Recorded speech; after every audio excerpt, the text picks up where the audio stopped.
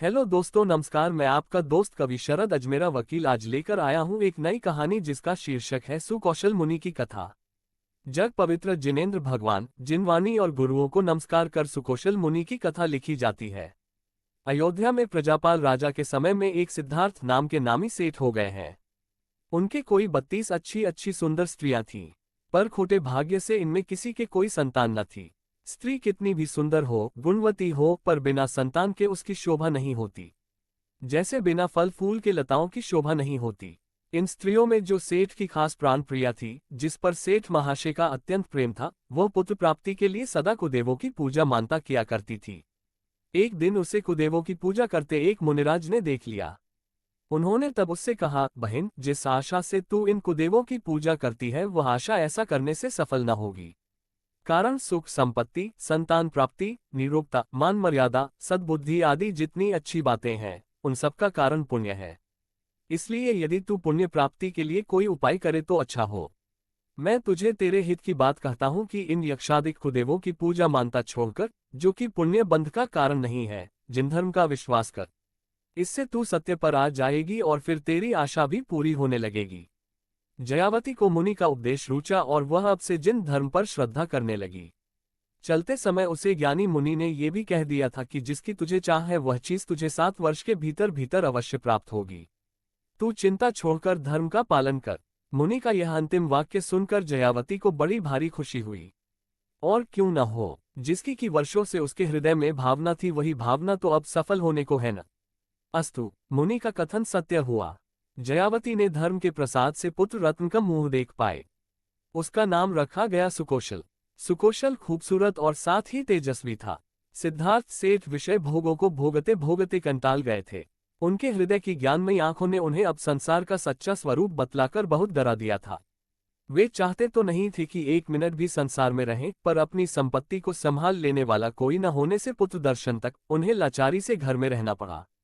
अब सुकौशल हो गया, इसका उन्हें बड़ा आनंद हुआ। वे पुत्र का मुख चंद्र देखकर और अपने सेठ पद का उसका ललाट पर तिलक कर आप श्रीनेंद्र मुनिराज के पास दीक्षा लेने गए। अभी बालक को जन्मते ही तो देर न हुई कि सिद्धार्थ सेठ घर बार छोड़कर योगी हो गए। उनकी इस कठोरता पर जयावती को बड़ा गुस्सा आया। न केवल सिद्धार्थ पर ही उसे गुस्सा आया, किंतु नयनधर मुनि पर भी। इसलिए कि उन्हें इस सिद्धार्थ को दीक्षा देना उचित न था और इसी कारण मुनिमात्र पर उसकी अश्रद्धा हो गई। उसने अपने घर में मुनियों का आना जाना बंद करा दिया।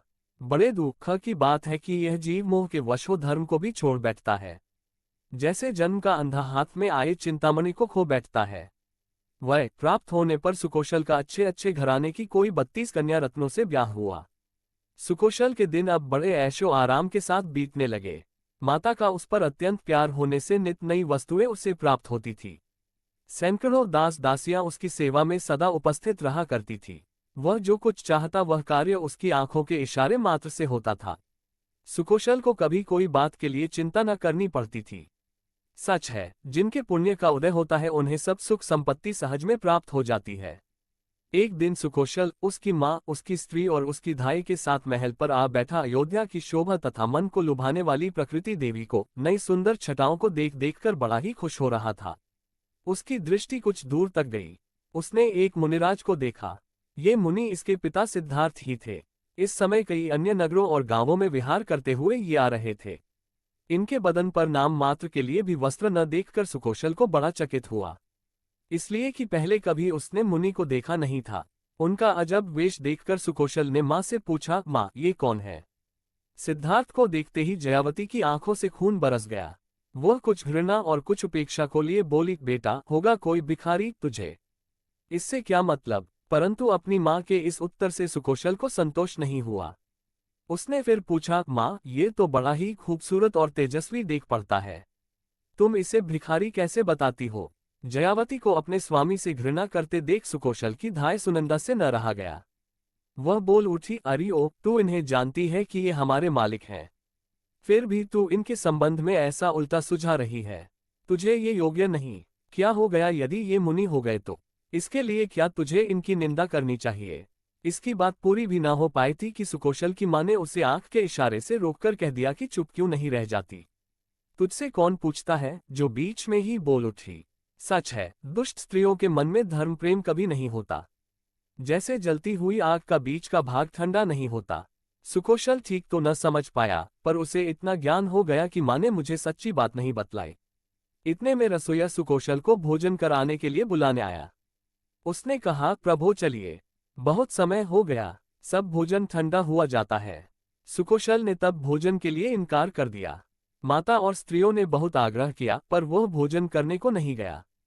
उसने साफ साफ कह दिया कि जब तक मैं उस महापुरुष का सच्चा सच्चा हाल न सुन लूंगा तब तक भोजन नहीं करूंगा।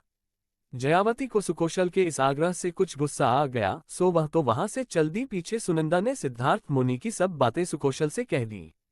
सुनकर सुकौशल को कुछ दुख भी हुआ, पर साथ ही वैराग्य ने उसे सावधान कर दिया। वह उसी समय सिद्धार्थ मुनिराज के पास गया और उन्हें नमस्कार कर धर्म का स्वरूप सुनने की उसने इच्छा प्रकट की। सिद्धार्थ ने उसे मुनिधर्म और गृहस्थ धर्म का खुलासा स्वरूप समझा दिया। सुकौशल को मुनिधर्म बहुत पसंद पड़ा।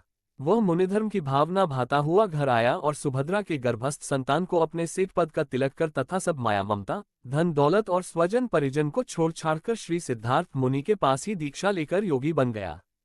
सच है, जिसे पुण्योदय से धर्म पर प्रेम है और जो अपना हित करने के लिए सदा तैयार रहता है, उस महापुरुष को कौन झूठी सच्ची सुझाकर अपने कैद में रख सकता है, उसे धोखा दे ठग सकता है।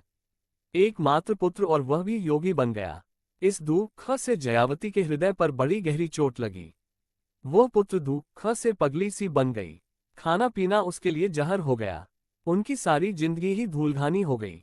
वह दुख और चिंता के मारे दिनों दिन सूखने लगी। जब देखो तभी उसकी आंखें आंसुओं से भरी रहती। मरते दम तक वह पुत्र शोक को न भूल सकी। इसी चिंता, दुख आरित ध्यान से उसके प्राण निकले। इस प्रकार बुरे भावों से मरकर मगध देश के मोदगिल नाम के पर्वत पर उसने व्याघ्री का जन्म लिया। उसके 3 बच्चे हुए। यह अपने बच्चों के साथ पर्वत पर ही रहती थी।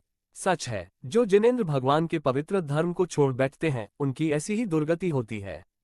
विहार करते हुए सिद्धार्थ और सुकौशल मुनि ने भाग्य से इसी पर्वत पर आकर योग धारण कर लिया। योग पूरा हुए बाद जब ये भिक्षा के लिए शहर में जाने के लिए पर्वत पर से नीचे उतर रहे थे, उसी समय वह व्याघ्री, जो कि पूर्व जन्म में सिद्धार्थ की स्त्री और सुकौशल की माता थी, इन्हें खाने को दौड़ी और जब तक कि ये संन्यास लेकर बैठते हैं, उसने इन्हें खा लिया। ये पिता पुत्र समाधि से शरीर छोड़कर सर्वार्थ सिद्धि में जाकर देव हुए। वहां से आकर अब वे निर्वाण लाभ करेंगे। ये दोनों मुनिराज आप भव्य जनों को और मुझे शांति प्रदान करें। जिस समय व्याघ्री ने सुकौशल को खाते खाते उनका हाथ खाना शुरू किया, उस समय उसकी दृष्टि सुकौशल के हाथों के लांछनों चिन्हों पर जा पड़ी। उन्हें देखते ही इसे अपने पूर्व जन्म का ज्ञान हो गया। जिसे वह खा रही है, वह उसी का पुत्र है। जिस पर उसका बेहद प्यार था, उसे ही वह खा रही है। ये ज्ञान होते ही उसे जो दुख, जो आत्मग्लानि हो रही, वह लिखी नहीं जा सकती। वह सोचती है, हाय, मुझसी पापिनी कौन होगी जो अपने ही प्यारे पुत्र को मैं आप ही खा रही हूं। धिक्कार है मुझसी मूर्खिनी को जो पवित्र धर्म को छोड़कर अनंत संसार को अपना वास बनती है। उस मोह को, उस संसार को धक्कियां है जिसके वश हो ये जीव अपने हित अहित को भूल जाता है और फिर कुमार्ग में फंसकर दुर्गतियों में दुख उठाता है। इस प्रकार अपने किए कर्मों की बहुत कुछ आलोचना कर उस व्याघ्री ने संन्यास ग्रहण कर लिया और अंत में शुद्ध भावों से मरकर वह सौधर्म स्वर्ग में देव हुई। सच है, जीवों की शक्ति अद्भुत ही हुआ करती है और जैन धर्म का प्रभाव भी संसार से बड़ा ही उत्तम है। नहीं तो कहाँ तो पापिनी व्याघ्री और कहाँ उसे स्वर्ग की प्राप्ति। इसलिए जो आत्मसिद्धि के चाहने वाले हैं, उन भव्यजनों को स्वर्ग मोक्ष को देने वाले पवित्र जैन धर्म का पालन करना चाहिए। श्री मूल संघ रूपी अत्यंत ऊंचे उद्याचल से उदय होने वाले मेरे गुरु श्री मल्लिसागर रूपी सूर्य संसार में सदा प्रकाश करते रहें। वे प्रभा सागर विजय लाभ करे जो ज्ञान के समुद्र हैं। देखिए, समुद्र में रत्न होते हैं। आचार्य महाराज सम्यक दर्शन रूपी श्रेष्ठ रत्न को धारण किए हैं। समुद्र में तरंगे होती हैं, ये भी सप्तभंगी रूपी श्रेष्ठ रत्न को धारण किए हैं। समुद्र में तरंगे होती हैं, ये भी सप्तभंगी रूपी तरंगों से युक्त हैं। स्याद्वाद विद्या के बड़े ही विद्वान हैं। समुद्र की तरंगे जैसे कूड़ा करकट निकाल बाहर फेंक देती है, इसी तरह से अपनी सप्तभंगी वाणी द्वारा एकांत मिथ्यात्व रूपी कूड़े करकट को हटाकर दूर करते थे। अन्य मतों के बड़े बड़े विद्वानों को शास्त्रार्थ में पराजित कर विजय लाभ करते थे।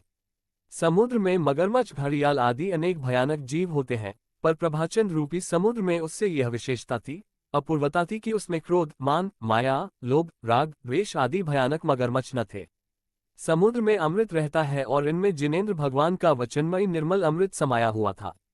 और समुद्र में अनेक तरह के बिकने योग्य वस्तुएं रहती हैं, ये भी व्रतों द्वारा उत्पन्न होने वाली पुण्य रूपी विक्रय वस्तु को धारण किए थे।